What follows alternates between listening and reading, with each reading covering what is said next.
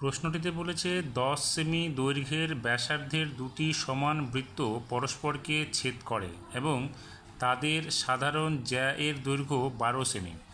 বৃত্তদ্বয়ের কেন্দ্রদ্বয়ের দূরত্ব নির্ণয় করো।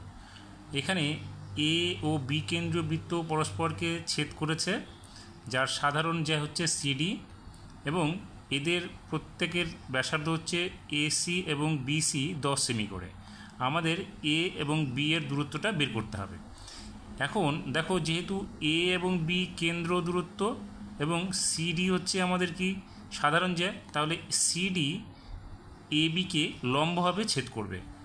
এক্ষেত্রে এও এবং ও বি সমান হবে আর ও সি এবং ওডি সমান হবে। তাহলে আমরা এখানে লিখতে পারি যে AC equals to BC equals to 10 সেমি। আর এখানে যেহেতু এ বি আমাদের বলা আছে, এ বিটা আমাদের বের করতে হবে, সিডি বলা আছে সাধারণ যা হচ্ছে আমাদের কত 12 সেমি। তাহলে আমাদের ওসি কত হবে, ওসি সমান চিহ্ন ওডি সমান চিহ্ন কত হবে, হাফ হয়ে যাবে এটা। তাহলে হাফ ইন্টু সিডি সমান চিহ্ন এখানে কী হবে, half into 12 equals to 6 semi. এবার আমরা কি করব, ত্রিভুজ এ সি ও এর ক্ষেত্রে আমরা লিখতে পারি ত্রিভুজ এ ও সি এর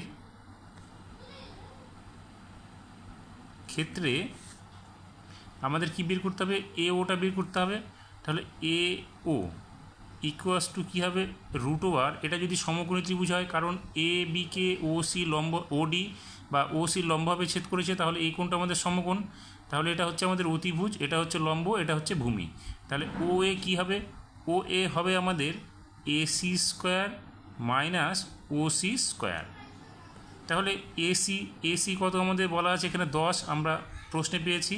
তাহলে এখানে হবে 10 স্কোয়ার বিয়োগ ওসির মান কত বেরোয়েছে আমাদের, ওসি বা ওডি হচ্ছে আমাদের কত 6 সেমি করে।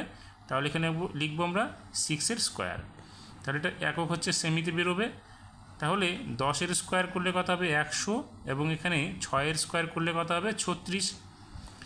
তাহলে বিয়োগ করে হবে কত আমাদের, 100 থেকে 36 গেলে এখানে হবে 64, যার মান বেরোবে রুট করলে হবে 8 সেমি। তাহলে আমাদের ওর মান কত 8 সেমি। তাহলে ও বিটা কত হবে, ও বিটাও 8 সেমি হবে, অর্থাৎ এ বির মান কত হবে এখানে আমাদের।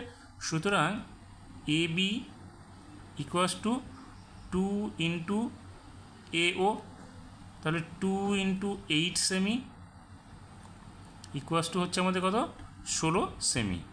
তাহলে আমরা কি পেলাম, বৃত্তদ্বয়ের কেন্দ্রের দূরত্ব হচ্ছে কত 16 সেমি।